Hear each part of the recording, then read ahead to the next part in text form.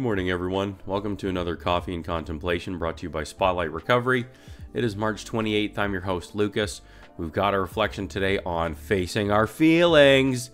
I know. Don't worry. We're going to get through it. It's going to be fine. It's a pretty good, a typical standout topic for folks in recovery. So, of course, it's appropriate. So why not go through it? So here we go. March 28th, facing feelings. We may fear that being in touch with our feelings will trigger an overwhelming chain reaction of pain and panic. From the NA Basic Text, page 30. While we were using, many of us were unable or unwilling to feel many emotions. If we were happy, we used to make us happier. If we were angry or depressed, we used to mask those feelings. In continuing this pattern throughout our active addiction, we became so emotionally confused that we weren't sure what normal emotions were anymore. After being in recovery for some time, we find that the emotions we had suppressed suddenly begin to surface. We may find that we do not know how to identify our feelings. What we may be feeling as rage may only be frustration. What we perceive as suicidal depression may simply be sadness. These are the times when we need to seek the assistance of our sponsor or other members of NA. Going to a meeting and talking about what is happening in our lives can help us to face our feelings instead of running from them in fear. Just for today, I will not run from the uncomfortable emotions I may experience. I will use the support of my friends in recovery to help me face my emotions. This reflection is from the NA Just for Today. Yeah, so this is a good one. There's a lot of good points in here. I think it's really well described. I mean, just to start off in general, as addicts, facing feelings is not our favorite thing. That's a pretty across-the-board statement we can comfortably make. We try to avoid them. We try to control them in like some negative sort of way. If they're overwhelming, a lot of the times we typically will weaponize them. We try to use them against ourselves or others. So it's just a really good topic to cover for us. For us in recovery. I personally, one of the biggest for me was I just tried to shut them off. I just tried to shut them down. I tried to drown them. I'm a very emotional person. Even like ever since I was a kid, I was always wildly emotional. And, I was never really taught a lot of emotional regulation. That wasn't like a normal thing that was talked about in my house. That wasn't a cultural thing. Also, this is like in the 90s, so it wasn't nearly as much of a cultural thing then as it was now. So I really wasn't taught and shown emotional regulation tools. I think even just that term was something that was foreign to me. I remember my dad always being like, he's too emotional. Our son's too emotional. What's wrong with him? Like, it was just a huge thing. So I always tried to drown the emotion. I guess like the only one that I was allowed to express being a man was anger, and that's that pretty typical societal thing that we have here. Men can express anger, and then that's it. Anything else, then they're like not a man, and they're being weak, and they're not being stoic and mysterious, and all this other fucking garbage that has clearly sculpted so many great men on the planet. So let's maybe change that thinking a little bit. I can only speak to that men's perspective and experience because that's all I have. Anyway, so this opening line here really resonates with me a lot. I was scared of being in touch with my feelings because I grew up in this space of having feelings was bad. Having feelings was too much.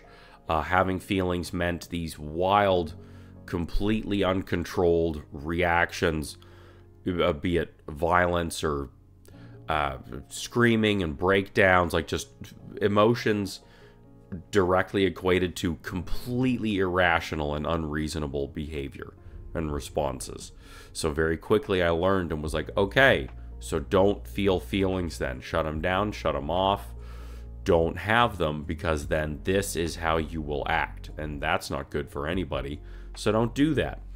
So this opening line where it talks about being in touch with our feelings trigger an overwhelming reaction. that was absolutely what I had, that was what I saw. And that it's still like emotional regulation and feeling these things is still something I'm gonna have to work on the rest of my life. It's something I'm always going to have to put that energy into and develop more self-awareness and understanding, and continually manage and then choose my emotions and choose my behaviors based on them, because of being such an emotional person. But so being an addict, and especially in early recovery, when we haven't developed and learned a lot of these emotional regulation tools yet, it gets very overwhelming, it gets very scary, it also gets very triggering, because we have the feeling, we don't know how to deal with the feeling. Well, how did you used to deal with the feeling before? Use. So that's a really big, just standout point with all of this. So they talk about it a bit more in this first main paragraph in the Just for Today. We were unable or unwilling to feel many emotions. And so that, everybody has their different experience on that. From what I've seen and people that I've worked with, I think it's more unwilling to feel them because we don't want to be vulnerable. We don't want to be vulnerable. We don't want to share our true selves or our true feelings because we've been ridiculed for them in the past. So we don't want to let this person out. We want to be, put on the mask, be the chameleon. I'm going to be this person that I'll present to you instead of my true self and what I'm really feeling, So I think that's a really big part. Another big one too is what I was just talking about, is just the inability or not knowing how to manage our emotions at that time. So if we let it out, then here will come this reaction. I don't know what to do with this. So then that's scary for everybody. So these are, I think, are two of the most common and biggest reasons as to why we have this blockage with emotion. And then over time, the more we use, the deeper we get in our addiction, then that's where the disconnect starts to happen, where they all start to get muddled, as it talks about in the second main paragraph here. It gets to the point where we just develop this auto response of feeling, use, feeling, use. So then before they're even able to start really come up and we know what they are, we identify them, we examine them, like none of these things are things that happen in addiction. It's just you start to feel anything. Oh shit, use. So then it gets to the point where no wonder, you don't know what's coming up anymore. Or what it is, how to name it, where it's coming from. It all just gets all mashed together. That happened very much for me. I think that's a pretty common thing to happen. But anyway, sorry, so I'm getting a little bit ahead of myself here. But back in this first paragraph, I think these are just good descriptions and points of the use directly relating to the feeling, right? If we were happy, we used to make us happier, right? Hey, keep the party going. Angry or depressed, we would use to mask them, drown them, whatever. Sometimes we were angry, use certain substances to make us angrier, especially if we were going to act out on it, right? Get jacked up for a fight or something like that. So that all makes sense. And then, we became so emotionally confused, we weren't sure what normal emotions were anymore. I remember when I was in treatment and we're doing group therapies and you have check-ins. I remember those fucking check-ins, man. And it's always, okay, how are you feeling today? And you can't say good and you can't say fine. And there's the feelings wheel, that fucking feelings wheel, man. Like, I loved and hated the damn thing. And I needed it so much. So come to me, Lucas, how are you feeling? And it's true, I'd just be like, oh, I don't know, give me the fucking wheel. Like, I couldn't name it. I couldn't tell you. I was feeling a lot. I had a lot of emotions bouncing around in my system, but I couldn't tell you what they were. So I needed this wheel to be able to, like, pinpoint it, to be like, oh, I'm feeling frustrated, I'm feeling exhausted. Like, I needed to be able to point them out. I needed to read them, like, and it was color coded, so it made me feel like a friggin', like a kindergartner, and I was, Like, I just needed that. And so it's a really good tool. It's very frustrating as an adult to use, but you know, a lot of us really need it just to get started again, just to get some bearings, you know? So that was me very much, and it was just so much coming out. So yeah, I resonate with all of that a lot. And this is a very true and good point, and it's a good, warning's too strong of a word, but it's just kind of like a good heads up. Like, it's just a good notification to get. After being in recovery for some time, we find that emotions we had suppressed suddenly begin to surface. So, yeah, I don't think that's talked about enough in recovery, like especially in NA and in the rooms. There's still not a lot of talk about emotions. A lot of people are still just like trying to be cool, you know? But when you get clean, a lot of these things you suppressed are going to start coming up. And that's a big part of why early recovery is so hard, because you've been suppressing so many of these feelings for so long. They come up, you don't know what they are, how to identify them. The longer or more intensely you suppress them, the more overwhelming they are now. So they come out very strong. So then that's a lot to deal with. And if you're new, you don't have coping strategies yet. You don't know how to emotionally regulate outside of drug use. So this all becomes very overwhelming and very hard. And that's really understandable. That's normal. Everybody's going to go through that in early recovery. So it's important to know that that's coming. It's an important reminder to have that that is what is happening and will continue to be happening for a while. And so then it talks about and gives some good suggestion then on what you can do for when that is happening. When you seek the assistance of a sponsor, other members of NA, going to a meeting and talking about what is going on. Openly talk about your feelings in a group full of strangers. Oh, yeah, I know. Just that thought and sharing that is like, holy shit, what are you talking about? It helps. It helps. We all do it. By doing it, it then allows another person to share too. There's a good chance somebody's going to relate to you and come up after and thank you and talk to you about that. Like, I know it's a big step, but if you want to be clean, it's better than using. It's just better than using. If you're seeking recovery, you know you can't use anymore. So do this instead. Try it. Develop this as your new habit. Just other ways to share and release these things. You know, other things too. I was talking, I think it was just yesterday, talking a lot about the mind-body connection as well. So then taking time to physically release a lot of emotion as well. Some form of exercise, going to the gym, dance classes, yoga, just something to physically release this stuff. Get it up out of your system, because a lot of times too, it's just like a bunch of pent-up anxiety, nerves, could be trauma response for a lot of us. It's just another way to shake these things up and get them out of your system.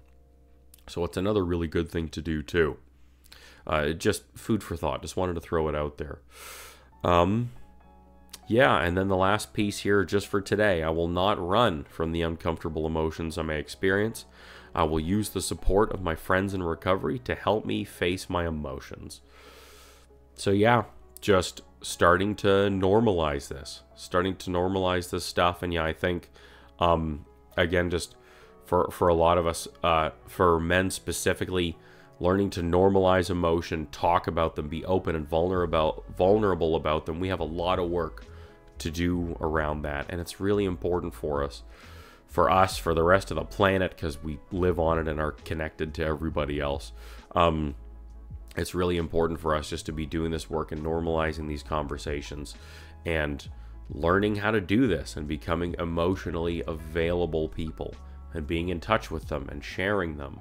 And again, I'm not saying that that just applies to men. I'm just kind of throwing my little social justice 2 cents in here, because I think it's really important. But yeah, just in general, as addicts, this is a new concept for us. It's a struggle for a lot of us. And it's a really, really important piece for us, because in general, I feel addicts are very emotional people. I think we're all typically very emotional, and we're too smart for our own good. These are the common things I see with all the people that I work with. So yeah, just doing this is just really important. Just doing this is really important.